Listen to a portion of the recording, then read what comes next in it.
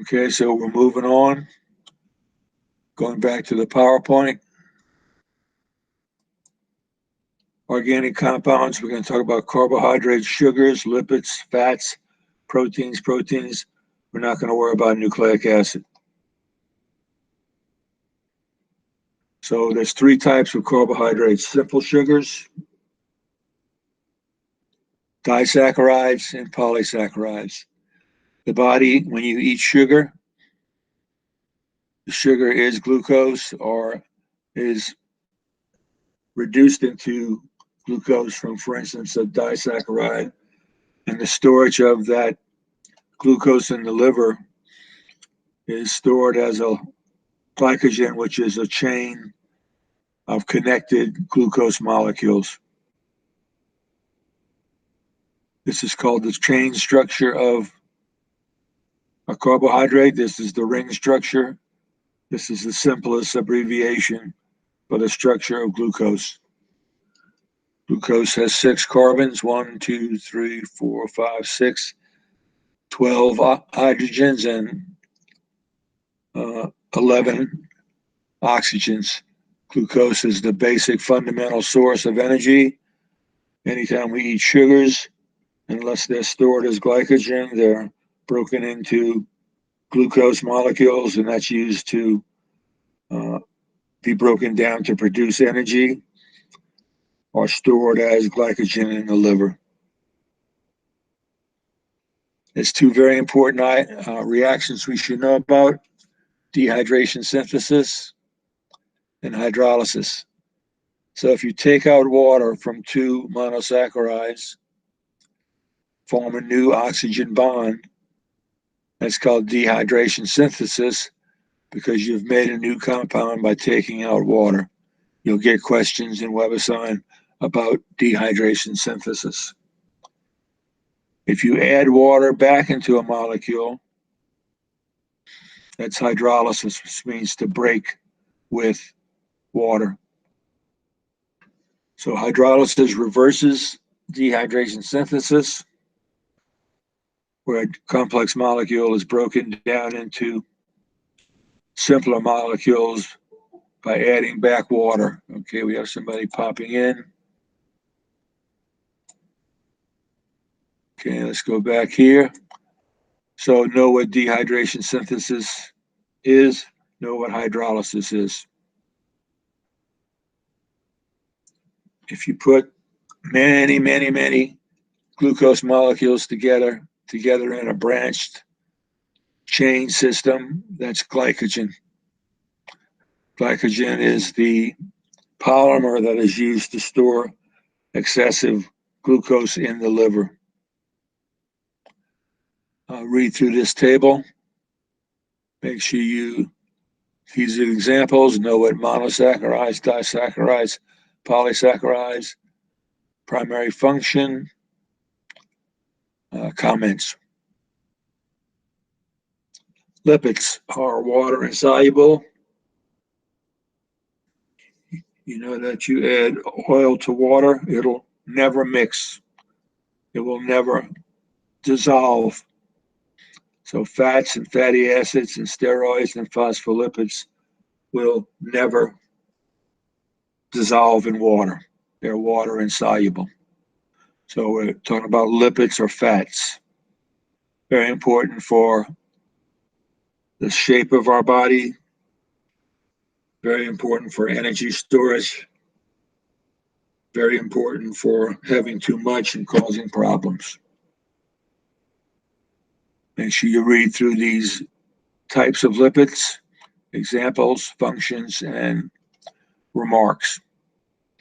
So if you know all of these features of a particular fatty acid or fat, steroid or phospholipid, those are the things that you need to know, and we'll talk in particular about the structure of phospholipids.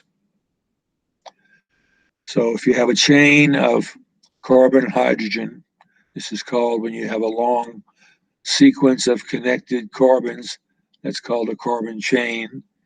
And if you have this carboxyl group at the end, that's called a fatty acid, and this is lauric acid. If you have the maximum number of hydrogen bonds formed, that's a saturated fatty acid. If you have places where there's a double bond between carbons and not all of the hydrogen bonds are filled, then you have an unsaturated acid, and unsaturated fatty acids have different shapes depending upon how many double bonds they have. So a fatty acid has carbon and hydrogen and an N group of carbon double bonded oxygen, OH. This is called a carboxyl group, and it forms the N of a particular fatty acid. If you take 3 fatty acids and do dehydration synthesis and create a new bond that connects 3 fatty acids to 1 glycerol, you have a triglyceride of fat. You need to make sure you eat sufficient sources of triglycerides, but you don't need too much.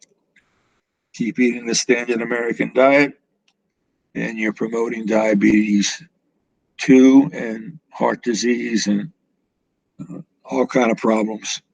The American diet is truly sad. Standard American diet.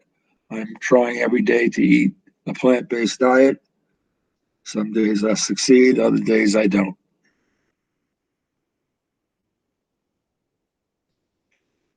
Cholesterol is a 4-ring structure, and it's necessary for the structure of the cell membrane.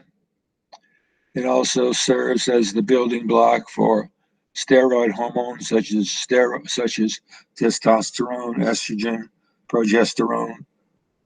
It serves for the basic starting material for glucocorticoids and mineral corticoids that are produced by the adrenal glands that are involved in inflammation and controlling glucose and mineral metabolism in the body.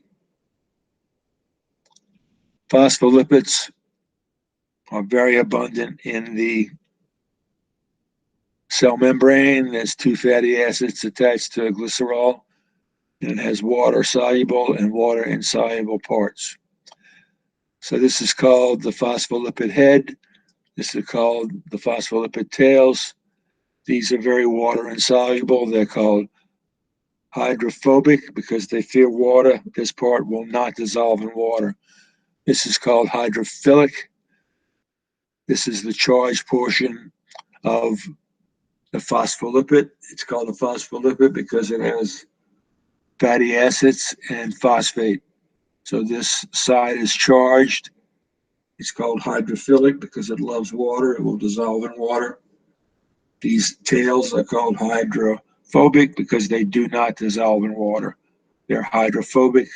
The head is hydrophilic, water-loving, water-hating.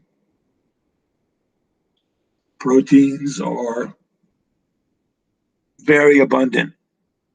We have structural proteins in muscle. We have enzymes throughout the digestive system and in all cells. They contain carbon, nitrogen, oxygen, hydrogen, and a bit of sulfur. The basic building block that lets proteins support, move, transport, buffer, regulate. So defense with antibodies, not antibiotics. Regulation with hormones, buffering such as hemoglobin does some buffering. Proteins help move substances in and out of cells, and proteins play vital roles in movement of your muscles and structural support. The basic building block of a protein is an amino acid. You should recognize this structure. You won't be asked to draw it or remember it. You will be asked to recognize it. How do you recognize an amino acid? It has a central atom, central carbon attached to an R group. This is a wild card. You can have a varied amount of chemical groups attached at this point. If this substance has a carboxyl group attached to the central atom and an amino group, that makes an amino acid. A carboxyl group has C double bond oxygen, single bond hydroxide. An amino group has nitrogen with two hydrogens joined. So it's called an amino acid. It's the building block of proteins. Okay, let's stop there. And I went really over time. Or maybe not. So let's just stop there for now. And we'll come back. So we go to here and stop recording. Stop recording.